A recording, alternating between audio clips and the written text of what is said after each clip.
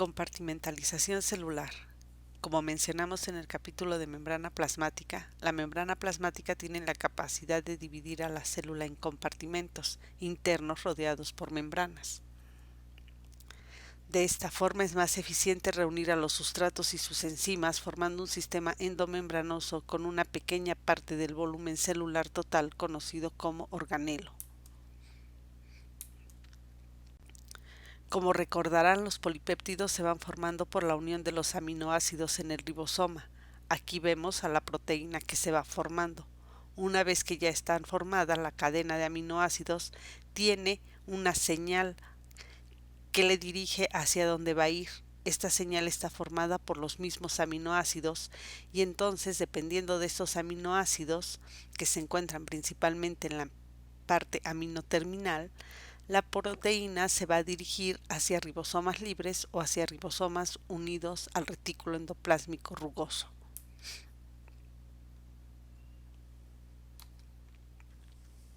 Los posibles destinos intracelulares de una proteína son el nuclear o a través de la membrana los peroxisomas, los cloroplastos y las mitocondrias, o esta proteína ingresará al retículo endoplásmico para posteriormente ir hacia el aparato de Golgi y de ahí hacia los lisosomas o quedar almacenadas en vesículas de secreción, para posteriormente ser secretada de una manera regulada o de una manera constitutiva.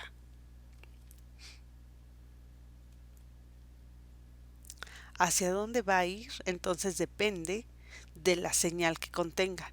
Esta señal está constituida por aminoácidos, es llamada péptido-señal, generalmente se encuentra en los primeros aminoácidos, aunque puede estar en medio o puede estar al final. Por lo tanto, esta señal marca a la proteína señalando el lugar hacia dónde debe dirigirse. En primer lugar, marca si el ribosoma permanecerá libre o si unirá al retículo endoplásmico.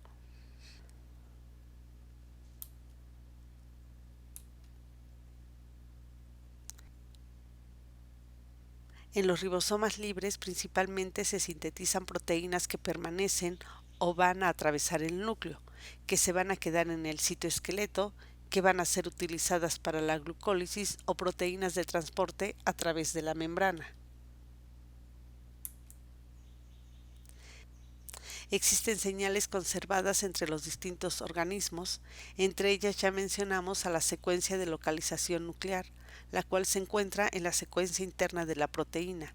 No se elimina tras entrar en el orgánulo y consta de un grupo de 5 aminoácidos básicos o 2 grupos más pequeños de aminoácidos básicos separados por aproximadamente 10 residuos.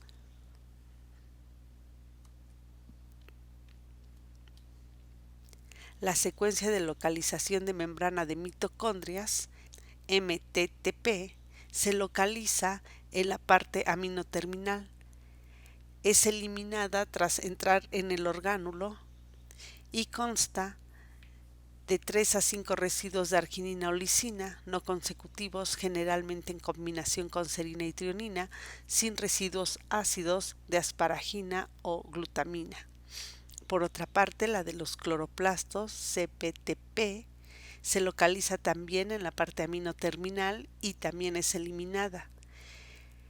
No hay motivos comunes en esta secuencia señal, generalmente es una señal rica en serina y trionina, así como aminoácidos hidrofóbicos pequeños, y es pobre en aminoácidos como asparagina y glutamina.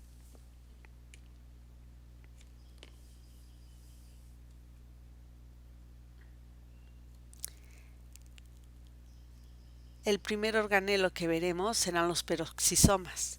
Estos son organelos también llamados microcuerpos. Son orgánulos oxidativos donde el oxígeno molecular actúa como cosustrato para la formación de peróxido de hidrógeno.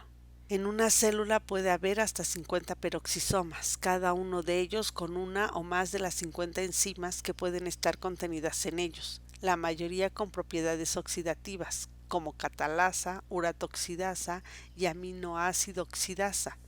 Entre sus funciones destacan que el 25% de los ácidos grasos serán oxidados en este organelo, principalmente en las plantas durante la fase oscura de la fotosíntesis. También en los peroxisomas se lleva a cabo la síntesis de plasmalógenos, lípidos complejos de membrana, entre ellos fosfatidilcolina, fosfatidiletanolamina y fosfatidilserina, que ya hemos visto en fosfolípidos de membrana. En el hígado descomponen las moléculas de alcohol en sustancias que pueden ser eliminadas del organismo. También contiene una péptidoseñal, MPTS, que se localiza en la parte carbonil terminal. Esta no es eliminada y generalmente está formada por la secuencia serina, lisina, leucina en el extremo carboxilo terminal.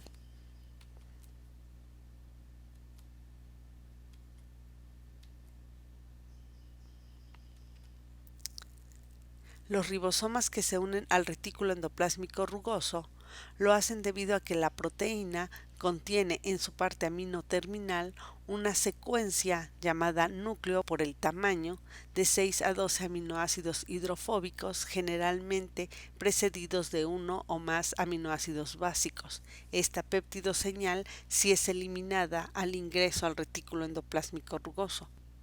Las proteínas que ingresan en el retículo endoplásmico rugoso serán almacenadas en los lisosomas o seguirán la vía biosintética y serán almacenadas en vesículas secretoras.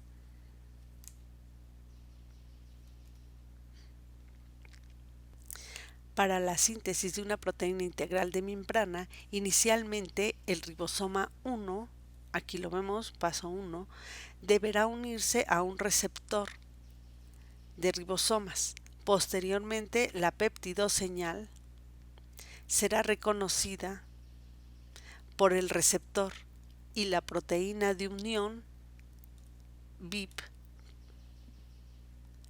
que en este caso asegura la unidirección, deberá retirarse del receptor. Los aminoácidos hidrofílicos ingresarán al citoplasma y una proteína ayudará a darles su forma para finalmente quedar sintetizada e integrada y ser liberada del receptor del ribosoma.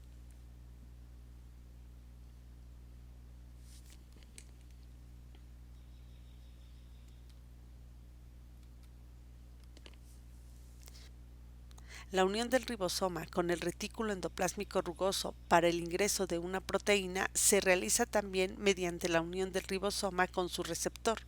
Sin embargo, en este caso es necesario que se una a la peptidoseñal una partícula de reconocimiento de esta señal y que juntas sean reconocidas por un receptor de partícula y el receptor de ribosomas.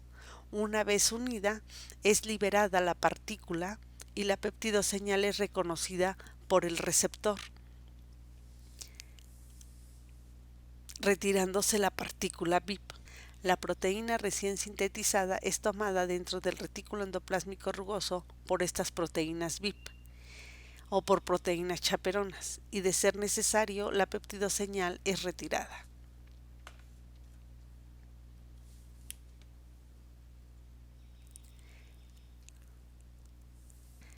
Las chaperonas dentro del retículo endoplásmico rugoso van a ir enrollando a la proteína recién formada hasta que tenga la forma correcta para llevar a cabo su función. Es decir, la proteína recién formada tiene una estructura primaria y las chaperonas, dependiendo de los aminoácidos, ayudan a que se forme una estructura secundaria, terciaria o cuaternaria, dependiendo de las propiedades de los aminoácidos.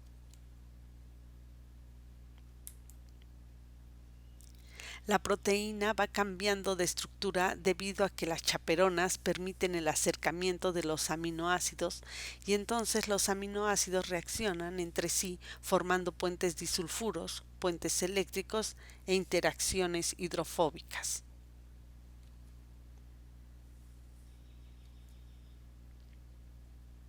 Los puentes disulfuro se forman cuando dos cisteínas o dos metioninas que tienen azufre se encuentran cercanas o son acercadas por las chaperonas.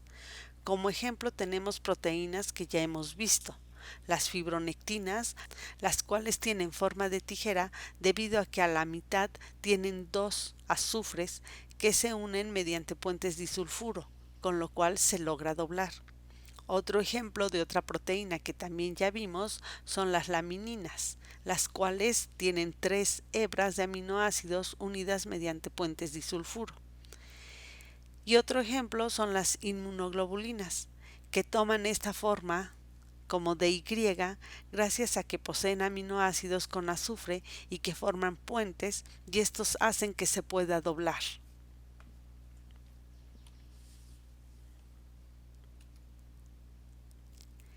En el retículo endoplásmico rugoso se llevan a cabo varios procesos para modificar a los aminoácidos, entre ellos la acetilación, la fosforilación, la metilación, la carboxilación, la glucosilación, la nucleotidilación, la lipidación y la ubiquitinación.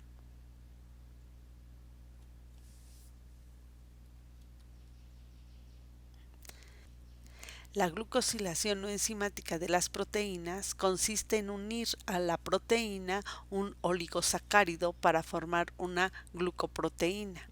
En el retículo endoplásmico se lleva a cabo la N y la C-glucosilación.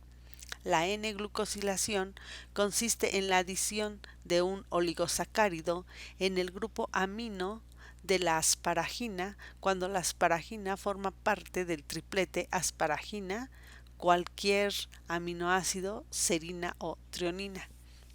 Como se observa en la diapositiva, la proteína está integrada en el receptor del ribosoma y en la membrana del retículo se encuentra un compuesto llamado dolicol difosfato, el cual está unido al oligosacárido mediante N-acetilglucosamina.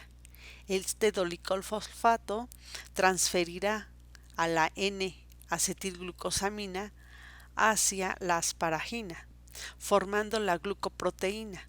Como ya habíamos mencionado en el capítulo de membrana, este es uno de los enlaces más complejos que puede sufrir una proteína.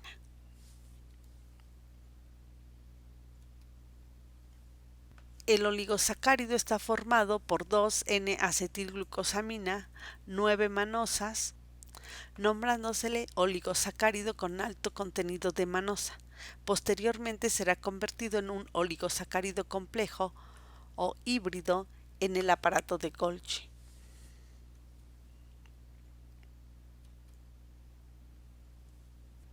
El oligosacárido además contiene 3 glucosas, las cuales una vez que el oligosacárido ha sido unido a la proteína serán retiradas. Esto como señal de que la proteína ha tenido un correcto plegamiento y está lista para continuar el proceso fuera del retículo endoplásmico rugoso.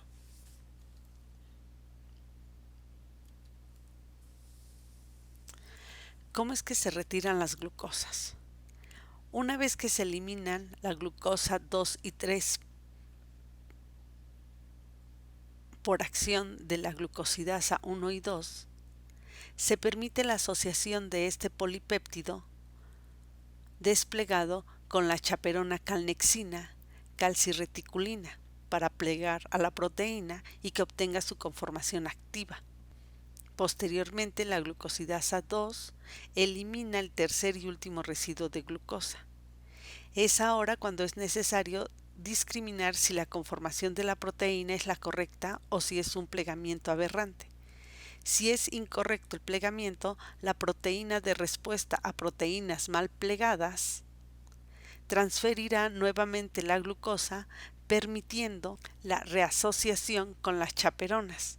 Las proteínas correctamente plegadas serán liberadas del retículo endoplásmico rugoso. Las que continúan mal plegadas generarán una respuesta a proteínas más plegadas e ingresarán al proteosoma, organelo donde se destruyen. A esto se le conoce como una transposición inversa.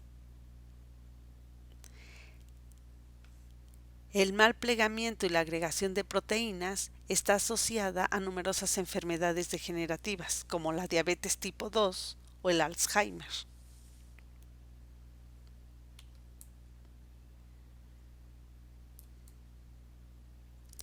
Otro proceso que se lleva a cabo en el retículo endoplásmico rugoso es el anclaje de la parte carboxilo terminal de una proteína a fosfatidilinositol.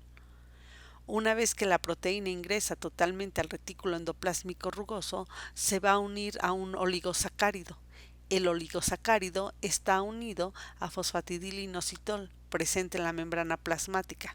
Es decir, en la membrana se encuentra el glucosil fosfatidilinositol y a él se va a unir la proteína formando una proteína unida a GPI.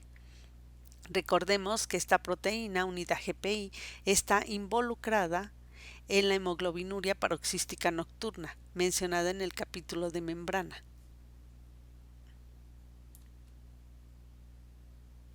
Por lo tanto, en el retículo endoplásmico rugoso se llevan a cabo tres procesos. El primero es el plegamiento de las proteínas y después, dependiendo de la proteína, la N o la O-glucosilación. Una vez que han terminado estos procesos, las proteínas deben ser transportadas hacia el aparato de Golgi. ¿Cómo se va a realizar este transporte? Mediante transporte mediado por vesículas recubiertas por una proteína llamada COP2 y posteriormente estas vesículas van a ser transportadas a través de los microtúbulos mediante proteínas transportadoras de microtúbulos hacia el aparato de Golgi. Existe otra región poco estudiada que interconecta al retículo endoplásmico rugoso con el aparato de Golgi, llamada ERGI, donde se forman vesículas de reciclado recubiertas por COP1 y que van de vuelta hacia el retículo endoplásmico, regresando a las proteínas que funcionan inadecuadamente.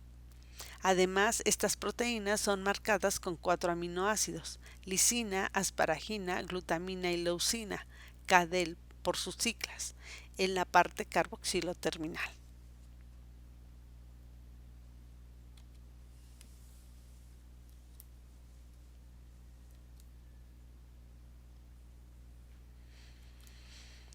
El aparato de Golgi tiene como función madurar a las vesículas de secreción que llevan a la proteína y los lípidos. Otras funciones son la de formar la pared celular vegetal y la producción de polisacáridos como los que están en el moco. La maduración de las vesículas se realiza mediante la formación de nuevas vesículas a partir de la membrana existente e incluir en dichas vesículas las glicoproteínas y otras sustancias que han ingresado al aparato de Golgi. Este aparato está dividido en regiones, como podemos observar: el trans, que da hacia la membrana plasmática, el medio y el cis, que se encuentra hacia el retículo endoplásmico rugoso. Otra función del aparato de Golgi es realizar la segunda parte de la N-glicosilación. Esta segunda parte aún es poco comprendida. Sin embargo, a grandes rasgos, consiste en ir quitando las manosas del oligosacárido que se unió en el retículo endoplásmico rugoso por otro tipo de glúcidos que ya son específicos para cada proteína. En el ejemplo que les presento, vemos cómo, posterior a la N-glucosilación, se van sustituyendo las manosas y se van uniendo otros glúcidos hasta formar un oligosacárido completamente diferente al original. En este caso, este oligosacárido pertenece a la inmunoglobulina G.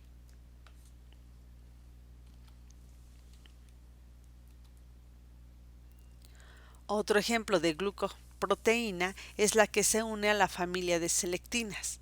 El ligando de estas proteínas es un oligosacárido formado de N-acetilglucosamina unido a fucosa y galactosa, que están unidos a ácido siálico. Por lo tanto, las células que tienen selectina en su membrana se unirán específicamente con las células que poseen este oligosacárido en su membrana. Otra función del aparato de Golgi es llevar a cabo la ortoglucosilación, que consiste en unir al oligosacárido mediante la unión de N-acetilglucosamina al grupo hidroxilo de una serina o de una trionina, otro de los procesos de glucosilación complejos.